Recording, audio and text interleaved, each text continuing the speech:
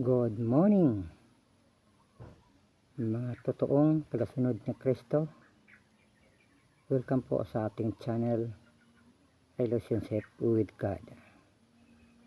Ngayon po, ibabahagi natin ang salita ng Diyos sa John 12:25. Kung meron kayong mga Biblia, pakibukas kasama ko at babasahin ko. Ang taong labis na nagpapahalaga sa kanyang buhay ay siyang mawawala nito. Ngunit ang napupuot sa kanyang buhay sa daigdig na ito ay siyang makakaroon nito hanggang sa buhay na walang hanggan. Sa ibang version po is magkaiba lang ang sinabi, yung tinatawag na deny yourself. Ganon din po, kalimutan yung sarili mo, ganon din po ang ang kahulugan. Baka sabihin ng iba na ano lang yung sinabi ni Jesus na mahalin mo ang sarili mo tulad ng pagmamahal mo sa iba. So meron yung mga tinatawag na hidden meaning sa Biblia. Gaya ng sabi na kung minahal mo ang sarili mo, edi mahalin mo rin yung iba. Tulad ng paglinis mo sa katawan mo, ganun ang pagmamahal mo sa iba. Hindi sa ibig sabihin na talagang pahalagahan mo ang sarili mo. Ang totoong kahulugan niyan is yung si Kristo. Hindi niya pinahalagahan ang kanyang sarili. Binigay niya ang kanyang buhay at nagpakamatay siya. Diba ganun yon ang tinatawag na itong verse na ito na sa John 12:25 na forget yourself for God. Diba? Kalimutan mo ang iyong sarili, o sino mang magpapahalaga sa kanyang sarili ay mawawala nito, at sino mang napupuot sa kanyang sarili sa buhay na ito ay makakaroon ng buhay na walang hanggan. So yun, mahirap ito sa mga tinatawag na Christian, tagasunod ni Kristo, kunwari tagasunod ni Kristo, pero mahirap ito gawin, yung kalimutan ang sarili kaya ng ginawa ni Kristo na kinalimutan ang kanyang sarili. Yung ibang expression kasi ng mga Christian o born again man, love yourself first, parang ganyan na sinasabi. So kasi meron sa nababasa na mahalin mo ang ibang tao gaya ng pagmamahal mo sa sarili mo. Parang yun ang i-interpret nila is binaliktad nila love yourself before others. Binaliktad nila ang versikulo. At ang totoong kahulugan nito is ito, yung John 12:25. Nakalimutan mo ang sarili mo sa mundong ito. Sino mang nagmamahal sa kanyang sarili, sa iba pang mga translation, ay siyang mawawala nito, at sino mang napupuot sa kanyang sarili o nakakalimot sa kanyang sarili, ay lumimot sa kanyang sarili, ay makakaroon ng buhay na walang hanggan. Kaya nga sabi ko na mahirap ito gawin, kasi more on nag-iisip ang tao sa mga bagay sa mundo tulad ng pera o ano pa mga material thing, instead na unahin ang Diyos kaysa mga bagay-bagay. Mas priority nila ang mundo, lalo na't ngayon na panahon ang tao is busy sa trabaho, busy sa pera, busy sa lahat ng bagay. So nakalimutan na nila ang lumuhod, mag-fasting, mag-pray to God. Diba? So hindi po lahat na nagsasabi na Christian o born again ay sila ay totoong born again at totoong Christian. Dahil ang totoo lang na Christian at born again ay yung talagang sumunod kay Kristo sa yapak ni Kristo. Kinalimutan ang lahat. Tulad na ginawa ng mga apostol, 12 apostles of Christ, na kinalimutan nila ang lahat, pati pamilya. Kaya sabi yung isang tagasunod ni Kristo na sinabi niya noon, Panginoon, uwi muna ako sa aking pamilya kasi ililibing ko. Ang sakot ni Kristo is hayaan mo ang mga patay maglibing sa kanilang mga patay. O diba? Sa lahat ng mga tagasunod ni Kristo ay sumama ng buo at wala silang iniisip. Kasi iniisip kung ano-ano, kundi ang sumunod talaga. Mahirap gawin yon kasi lalo na't nangangailangan ka ng pera. So more on ang naisip ng tao is trabaho. So wala na yung faith sa kanila na kaya ng Diyos ibigay ang lahat. Gaya nga ng ibang preacher, nagsabi na kailangan ka magtrabaho para, kasi sabi parang di ako nagkakamali, isang kilalang pastor yon, si Ed Lapis, kailangan kang kumilos kasi napanood ko yung si Soriano yung kadebate ba yan, kung nagadebate ba siya or ano lang, parang natsap-tsap lang yung vlog. Kailangan mong kumilos para ka makakain. Yun. At sinagot naman siya ni Soriano, walang magagawa ang tao kung wala ang Diyos. So, mali yung kay Ed Lapis. Hindi naman ako pabor kay Soriano, pero mali yun. Kasi in my case, I just wait on God. Nagkaroon ako ng business, gulayan, I failed, bakery business, 16 times, in small business lang, failed. At ito namang last is nagkaroon ako ng babuyan, mag 6 years, pinasok ng ASF. So at least, hinayaan ng Diyos na magkaroon ako ng ma-provide ang lahat ng mapangangailangan ko. So ngayon is, wala na akong baboy. So ngayon, wala akong source of income. So I just trying to fasting this coming day. So if God willing, if God allow, and pray and waiting, ano ba talaga yung para sa akin. Sabi nga ng Diyos, in all thy ways acknowledge Him and He shall direct your path. Tayo kasi mga tagasunod talaga ni Kristo ay kailangan talagang sumunod. Yung iba naman, lagi na pinagmayabang yung tinatawag na pera. Puro na sa pera, bless ako pera. How about yung relationship mo kay God? Diba? Walang masama doon kung may pera ka, pero ang tanong, how's your relationship with God?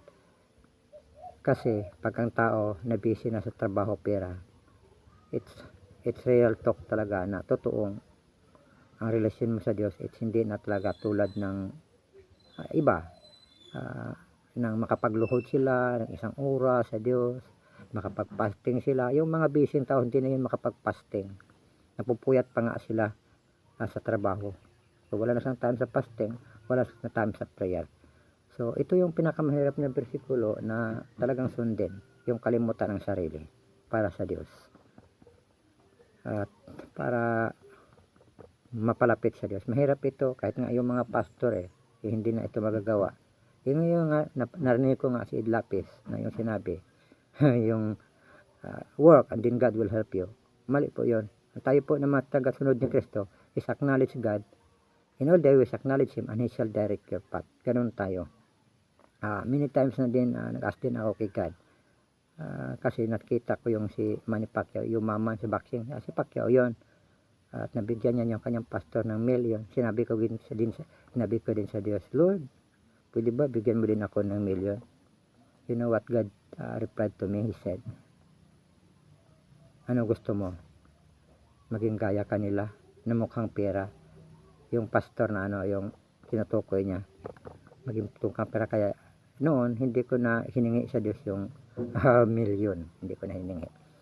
So hinahayaan ko na lang ang kilos ng Diyos na maglalagay sa akin sa tamang lagayan ng negosyo anuman. Meron pang sinabi si God sa akin parang ganito pagkasabi, ako ang kumikilos sa iyo mula pa noon. Ayan, mula pa noon. Although pinuprovide naman ni God sa akin lahat, pero mas gusto ko pa rin yung talagang overwhelming yung pag-provide. Yung makabili ako ng gusto kong bilhin, like gusto ko magkaroon ng car, kasi may lupa naman kami, gusto ko magkaroon ng car. Ito yung manghuli, gusto ko magkaroon ng 700 o 1000cc na Kawasaki, pero it's all my desire lang. If God allow naman is why not, diba? Gusto ko lang magkaroon. For now wala na akong babuyan, so medyo fail yung dreaming ko, but I know God has a perfect plan na magkaroon ako ng magandang negosyo. Kasi hindi ko na iniisip, siyempre merong mga tinatawag na parang down ka konti kasi sayang yung pisan mong baboy. Ayun sana ang way na makabili ako ng ano, ng gusto kong bilhin in God's time, in in ano, ilang mga taon ang ano pa paano sa Tagalog doon, yung by next year, by 2 years, parang like that. Gusto kong bumili pero wala napasok sa ng isip. So hindi ko alam bakit inalaw ni God. So only God knows doon. So alam ko na hindi ako pababayaan ni God. He will make a way para magkaroon din ako ng sapat na income para mabili ko yung gusto kong bilhin. Pero kung ayaw naman ibigay ni God, kayang-kaya ko naman sana gawin. Gusto ko kasi marami ako mga tinatawag na ideas paano. Kaya nga lang bilang tagasunod ni Kristo, kailangan nating i-acknowledge ang Diyos. I-acknowledge ang God na kung ano ba talaga ang para sa akin. Kasi kung hindi natin i-acknowledge ang God, although meron namang ina-allowed si God na yumaman sa mga negosyo, pero ito lang talaga masabi ko. Hindi na po nakikita ang Diyos. Hindi na po nakikita ang Diyos kasi nakikita sila. Kasi yumaman sila. Sila yung tinitingalang tao. At ayaw ng Diyos yun. Ayaw ng Diyos yun na titingalain ka ng tao. Meron nga dito sa amin yung leader nila medyo mayaman-yaman. Merong sasakyan. So ngayon tinitingala siya ng tao. Parang ina-idol siya ng tao. At ayaw ng Diyos yun. Gaya nga ng mga apostol noong niluhuran sila ng ng mga tao dahil nagpagaling sila. Ang sabi nila, tumayo kayo, hindi niyo kami pwedeng sambahin. Ang Diyos lang ang pwedeng sambahin. Ganon. So yun din, may mga time na kasi nagbabasketball ako. Medyo magaling din ako sa basketball. Kasi ako kapag laro ako ng tinatawag na 1-on-1, tinatawag na pustahan noon, yung medyo nahilig sa pustahan. So ayun, dumating ang panahon na naglaro ako ng basketball na nasugat yung aking taas ng aking mata at grabing bleeding. Grabing bleeding nang umuwi ako sa aming pioneering church. Tinanong ko ang Diyos, sabi ko, bakit mo ako pinapangit? Sabi ko, si Diyos talaga yon. Then He replied to me,